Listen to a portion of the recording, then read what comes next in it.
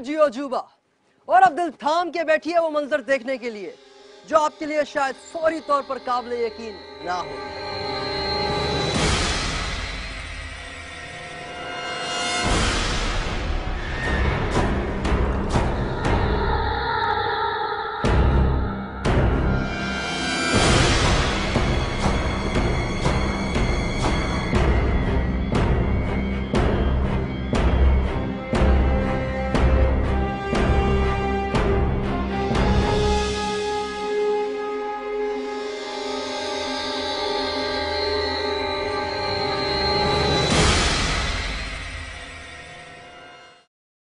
ये बोर्ड देखिए, इस पर लिखा है कि रेनीकोट का ये किला दुनिया का सबसे बड़ा किला है और ये अजीमुद्दीन दीवार इस किले का हिस्सा है या ये किला इस दीवार का हिस्सा है।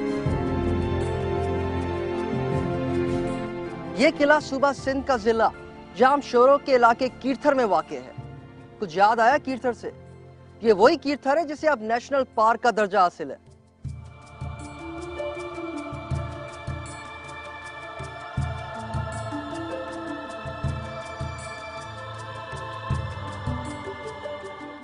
इस तवील दीवार और दीवारें चीन में मुशाबत हैरत अंगेज है।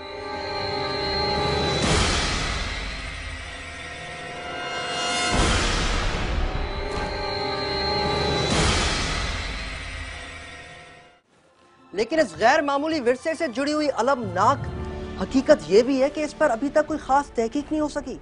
लेकिन इक्का दुक्का भले लोगों की मेहनत से कुछ इस आसार कदीमा पर मालूमात इकट्ठे करने की कोशिश जरूर की है। इससे मुंसलिक ज्यादातर बातों का इन्हिसार मुकामी कहावतों और सीना बसीना दास्तानों पर है। इस किले के अंदर मजीद किले मौजूद हैं। एक का नाम शेरगढ़ और दूसरे का नाम मैरी कोट है। किला शेरगढ़ 1750 फुट ऊंचे पहाड़ पर वाक़ है। जी 1750 फुट ऊंचा पहाड़। तो वापस आते हैं इस अजीम दीवार की तरफ। इस दीवार की कुल लंबाई लगभग 20 मील है, यानी 32 किलोमीटर।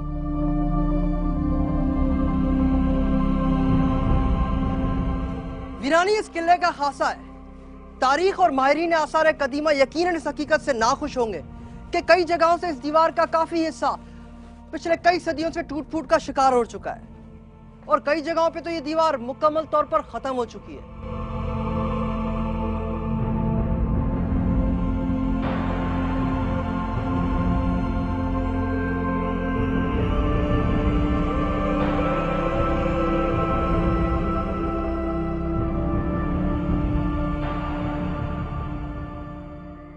इस दीवार को दो हिस्सों में तकसीम किया जाता है। दीवार का एक हिस्सा इंसानी हाथ से बनाया गया है और दूसरा कुदरती है। दरअसल दीवार का कुदरती हिस्सा ऊंचे पहाड़ों उमूदी चट्टानों पर मुश्तमिल है, इसलिए इस हिस्से को नाकाबिले अबूर समझा जाता है। तस्वर कीजिए, इंसानी हाथों से बनी ये दीवार की इंतहाई ऊंचाई 30 फुट है, जबकि इसका कुदरती हिस्सा 2000 फुट तक बुलंद है। इस किले के ज़माने कब्ल मसीह से ताल्लुक होने के कई शवाहिद मिले। कहा जाता है कि इसकी तामीर तारीख के कई अदवार में की गई और कई कौमों और हुक्मरानों ने इसकी तामीर में हिस्सा लिया। ये अहम पहलू भी इस दीवार और दीवार चीन में मुश्तरक है। कहने वाले इस अजीम दीवार की तामीर को सिकंदर आजम, चंद्रगुप्त मौर्य, चच, सुमरा, कल्होड़ा और टालपुर हुक्मरानों से जोड़ते हैं।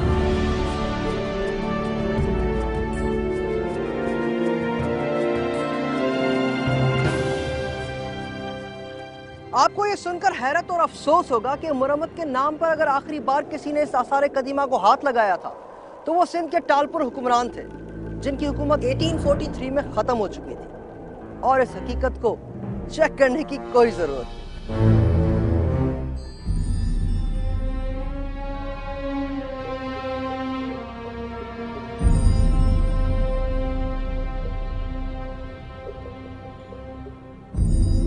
समझ में नहीं आता कि मौरखीन और माहिरीन आसार कदीमा आखिर करते क्या हैं। अगर कुछ भी ना हो सका था तो कोई सरकारी तकरीब तो यहाँ हो सकती थी, कोई इंटरनेशनल कॉन्फ्रेंस, यहाँ किसी बहुत बड़े इवेंट का एहतमाम हो सकता था।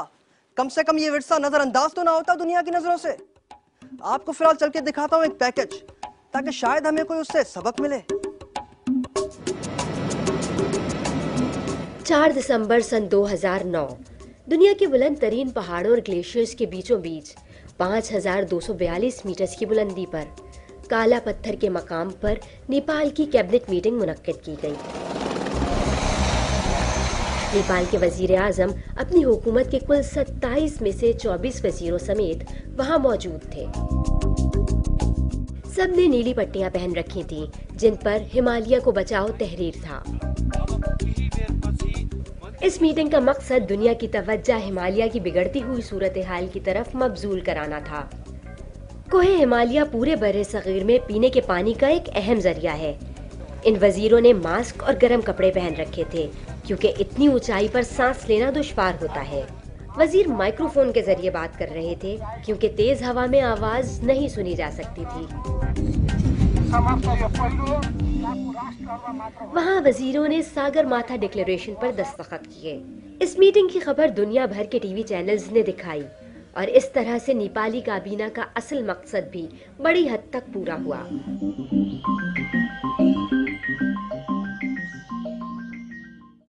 अब भी काफी कुछ हो सकता है, लेकिन उसके लिए ईमानदारी और जज्बे की जरूरत है।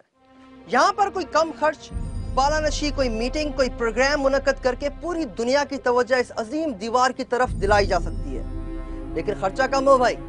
मैं तो सिर्फ ये चाहता हूँ कि किसी तरह से ये मकाम मशहूर हो जाए पूरी दुनिया में और कौम का पैसा भी जाया होने से बच जाए।